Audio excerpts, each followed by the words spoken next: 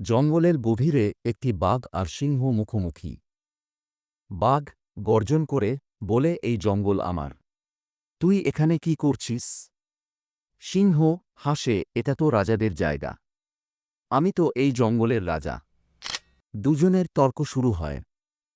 বাঘ বলে, শক্তিতে আমি তোর চেয়ে এগিয়ে। আর সিংহ বলে, বুদ্ধিতে আমি তোর চেয়ে অনেক বেশি এগিয়ে।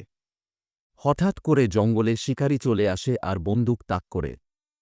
শিকারী বলে, একসঙ্গে এত বড় দুটি শিকার, আজ তো মজা। বাঘ ও সিংহ তখন একে অপরের দিকে তাকিয়ে বোঝে, একসঙ্গে না থাকলে বিপদ। বাঘ বলল, এখন কি করবি রে রাজা? সিংহ বললেন, দলবদ্ধ থাকলে রাজত্বও থাকবে। একসঙ্গে লড়াই করি। বাঘ ও সিংহ একসঙ্গে ঝাঁপিয়ে পড়ে শিকারী পালিয়ে যায়। তারপরে বাঘ ও সিংহ একে অপরের দিকে তাকিয়ে হাসে।